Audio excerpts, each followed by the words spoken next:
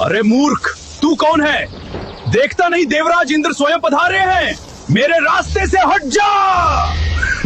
बस इंद्र का यही अहंकार उनकी मौत का कारण बनने वाला था। भगवान शिव इंद्र को भस्म करने ही वाले थे। तभी देवताओं के गुरु बृहस्पति ने महादेव के पैर पकड़ लिए। महादेव शांत तो हो गए, लेकिन उनके त्रिनेत्र से निकली वो भयानक ऊर्जा बेकार नहीं जा सकती थी। शिवजी ने उस आग को समुद्र में फेंक दिया, लेकिन किसी को नहीं पता था कि उसी आग से संसार के सबसे ताकतवर योद्धा का जन्म होगा। एक ऐसा योद्धा जिसने भगवान विष्णु की पत्नी और माता पार्वती तक को मांगने की हिम्मत की।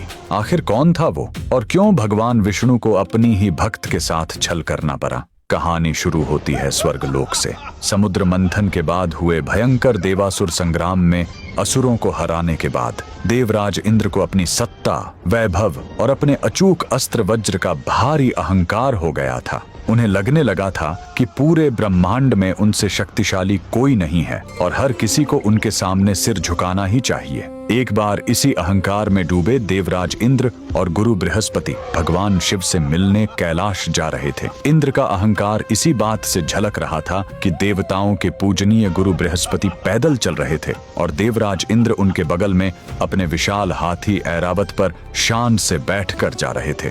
शिवजी अपने भक्तों का घमंड कभी नहीं टिकने देते। वो जान गए थे कि इंद्र सत्ता के नशे में अंधे हो चुके हैं। उनका यही घमंड तोड़ने और उनकी परीक्षा लेने के लिए महादेव ने एक डरावने सन्यासी अघोरी का रूप धरा और जानबूझकर उनके रास्ते में लेट गए। इंद्र ने अहंकार में आकर सन्यासी को हटने को कहा। जब सन्यासी ने अनसुना कर दिया तो इंद्र का गुस्सा फूट पड़ा। उसने अपना वज्र उठाया और कहा, हट जा, वरना तुझे यमलोक पहुंचा दूंगा। तभी उस सन्यासी की तीसरी आंख खुल गई।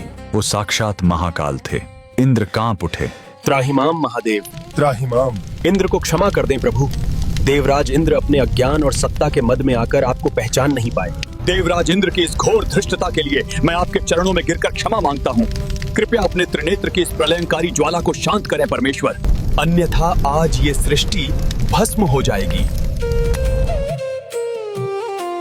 गुरु बृहस्पति ने प्रार्थना करके इंद्र के प्राण तो बचा लिए, लेकिन शिवजी ने अपने क्रोध की उस जलती हुई ज्वाला को समुद्र में फेंक दिया। समुद्र में गिरते ही उस ज्वाला से एक बालक का जन्म हुआ। उसके रोने की आवाज से ही तीनों लोक कांपने लगे। जल से उत्पन्न होने के कारण ब्रह्मा जी ने उसका नाम रखा जालंधर। उस बालक का पालन पोषण समुद्र देव ने किया, लेकिन उसकी शक्तियों को पहचानकर असुरों के गुरु शुक्राचार्य ने उसे गोद ले लिया। शुक्राचार्य ने उसे सारी विद्याएं सिखाईं।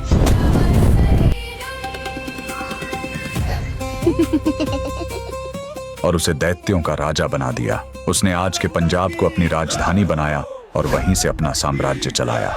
तभी जालंधर को एक करवा सच पता चला। उसे पता चला कि देवताओं ने समुद्र मंथन करके उसके पिता यानी समुद्र का पेट चीरा और उनके सारे रत्न लूट लिए।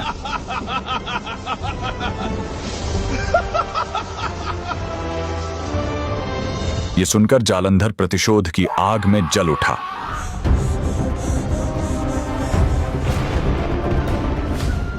उसने इंद्र को संदेश भेजा, मेरे पिता का सारा खजाना और रत्न मुझे वापस करो, वरना युद्ध के लिए तैयार हो जाओ।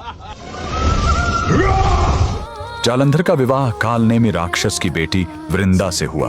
वृंदा एक राक्षस की बेटी जरूर थी, लेकिन वह भगवान विष्णु की परम भक्त और एक महान पतिव्रता नारी थी। गदा धारण कर धर्म बचाते, हे नारायण जग को। उसका सतीत्व ही जालंधर की सबसे बड़ी ढाल बन गया।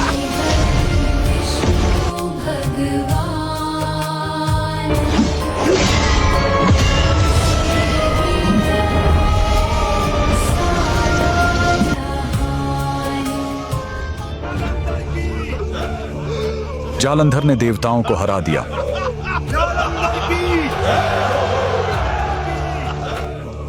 और अहंकार में आकर उसने माता पार्वती को भी अपनी रानी बनाने की मांग कर दी।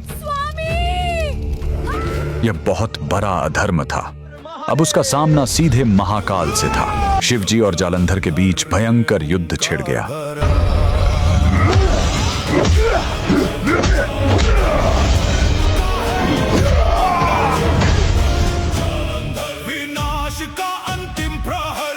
लेकिन हैरानी की बात थी कि महादेव का त्रिशूल भी जालंधर का कुछ नहीं बिगाड़ पा रहा था, क्योंकि जब तक वृंदा अपने पति की सुरक्षा के लिए पूजा में बैठी थी, नमो भगवते वासुदेवाय, नमो भगवते वासुदेव। दुनिया की कोई ताकत जालंधर को नहीं मार सकती थी। देवता घबराकर भगवान विष्णु के पास गए। हे प्रभु, हमारी रक्षा करें। विष्णु जी धर्म संकट में पड़ गए, क्योंकि वृंदा उनकी परम भक्त थी। लेकिन सृष्टि को बचाने के लिए विष्णु जी ने अपनी माया से जालंधर का रूप धारण किया और वृंदा के महल में पहुंच गए। प्रिय, कहाँ हो तुम? देखो, मैं युद्ध में विजय होकर आ गया। वृंदा को लगा कि उसका पति युद्ध जीत कर आ गया है। उसने तुरंत अपनी पूजा छोड़ी और खुशी से अपने पति रूपी श्री हरि को गले लगा लिया। जैसे ही वृंदा ने एक पराये पुरुष को स्पर्श किया, उसका सतीत्व खंडित हो गया। उधर युद्ध भूमि में जालंधर की अजेय शक्तियां अचानक खत्म हो गईं। मौका देखते ही भगवान शिव ने अपने त्रिशूल से जालंधर का सिर धड़ से अलग कर दिया। जालंधर का अंत तो हो गया, लेकिन एक पतिव्रता स्त्री के साथ बहुत बड़ा छल हो चुका था। जब वृंदा को सच पता चला कि उसके सामने उसका पति नहीं, बल्कि स्वयं उसके आराध्य भगवान विष्णु हैं,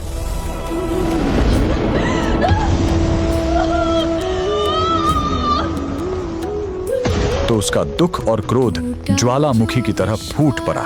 उसने रोते हुए भगवान विष्णु को 3 कठोर श्राप दिए। वृंदा ने कहा, तुमने एक पत्थर की तरह निष्ठुर होकर मेरी भावनाएं आहत की हैं, इसलिए तुम भी पत्थर बन जाओगे। जिस तरह तुमने छल से मुझे मेरे पति से अलग किया है, वैसे ही एक दिन तुम्हें भी अपनी पत्नी से बिछड़ने का घोर दुख सहना पड़ेगा और अपनी उसी पत्नी को ढूंढने के लिए तुम्हें पागलों की तरह दर दर वन वन भटकना पड़ेगा और वानरों की मदद लेनी पड़ेगी। यहाँ प्रभु श्री हरि का बड़प्पन देखिए।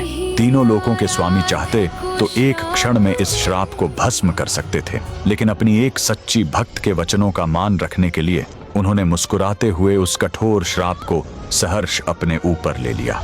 अपने आराध्य को श्राप देने के बाद और पति के वियोग में तड़पती हुई महान पतिव्रता वृंदा ने वहीं योग अग्नि प्रकट की और सती हो गई। सती हुई वृंदा की राख से वहीं एक पवित्र पौधा उत्पन्न हुआ। पर भक्ति अमर होठी वहीं, जहाँ गिरी थी वो बलिदानी। तब विष्णु जी ने शालिग्राम पत्थर का रूप लिया और उस पौधे को वरदान दिया कि वृंदा, अब तुम तुलसी बनकर सदा मेरे सिर पर विराजोगी और मैं शालिग्राम बनकर तेरे चरणों में ही बस जाऊंगा। कर्म का विधान देखिए।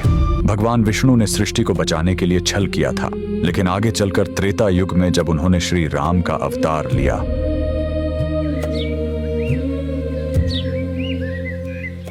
तो सती वृंदा का वो श्राप सच हुआ।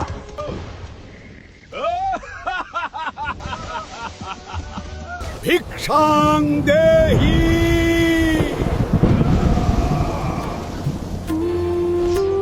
स्वामी, स्वामी! रावण ने माता सीता का हरण किया।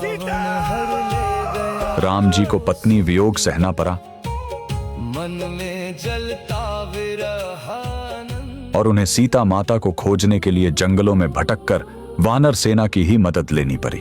इसीलिए आज भी बिना तुलसी के भगवान विष्णु की कोई भी पूजा अधूरी मानी जाती है।